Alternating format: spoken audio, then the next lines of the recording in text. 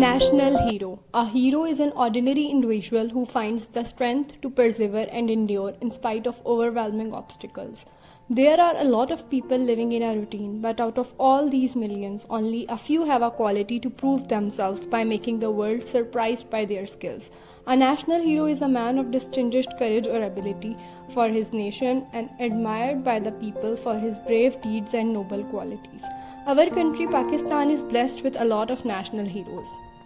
Quaid-e-Azam Muhammad Ali Jinnah, Dr. Allama Muhammad Iqbal, Liaquat Ali Khan, Dr. Abdul Qadir Khan, Dr. Abdul Salam are those who are regarded as model or ideal. It is well said that all history is the biography of great man. Great men can do anything for achieving their aim. Living an aimless life is a cruel punishment a man gives to himself because he thinks that his life is joyous than anyone else, but actually his death is worse than anyone else.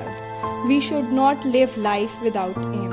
Among all the national heroes of Pakistan, my favorite personality is Quaid-e-Azam. It's beauty that captures your attention, personality which captures your heart. Quaid-e-Azam was generally known as the father of Pakistan. He was a great politician and statesman of 20th century. He was born on 25th December 1876. He was born in a noble family of Karachi. His mother language was Gujarati. Lives of great men all remind us we can make our lives sublime and departing souls leave behind us footprints on the sand of time. Jinnah was a restless student and studied at several schools. He received his early education from Karachi Mission School. Then he was admitted in Sindh Madrasatul Islam, from where he passed his matriculation in 1895. Afterwards, he went to England and took his barrister's degree from Lincoln's Inn. All that a man achieves and all that he fails to achieve is the direct result of his own thoughts.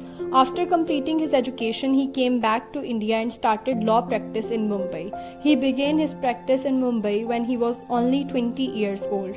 He was the only Muslim barrister in Mumbai those days. He adopted English language for his profession because he was fluent in English language. He became a well-known lawyer of India. Once Advocate General of Bombay invited him to work for his chamber, but he refused. It was the peak of his popularity. There are really only three types of people: those who make things happen, those who watch things happen, and those who say what happened. Quaid joined Indian National Congress in 1906. He was the supporter of Hindu-Muslim unity in India. However, he became disappointed from the narrow vision of some Hindu leaders. When he came to know that some jealous Hindu leaders are not sincere to Muslims and only working for the sake of Hindus' prosperity, he left Congress and decided to join the Muslim League. Quaid joined All India Muslim League in 1913. He worked hard for the Muslim League and inspired the Muslims of subcontinent with his glorious vision, sincerity, and dedication. As a leader, he worked hard for a separate homeland for the Muslims. Leadership is not a position or a title, it is action and example. The Hindus, the British, and a section of Muslims created problems for him. They tried to hostile him, but he handled the problems wisely.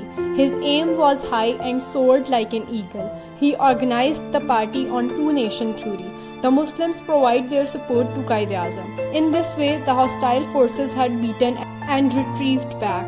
He headed several meetings on the behalf of Muslims, which included round-table conferences, Lucknow session in 1937 and Lahore resolution in 1940. Quaid-e-Azam said, "Come forward as servants of Islam. Organize the people economically, socially, educationally, and politically. And I am sure that you will be a power that will be accepted by everybody." Jinnah claimed that Muslim demands a separate homeland where they can practice their religion and culture with full religious freedom and with no restrictions.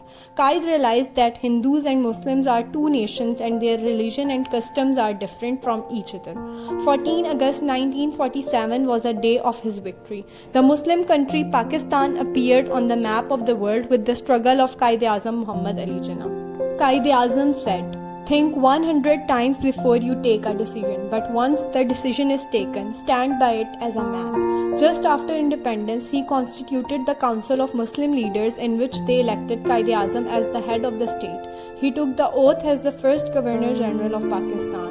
He was a true Muslim, but he believed that religion should not be allowed to come into politics. Religion should not be allowed to come into politics. Religion is merely a matter between man and God. He worked day and night for building up the largest Muslim state. People gave him the title of Quaid-e-Azam for his selfless services for the Muslim cause, freedom and creation of Pakistan.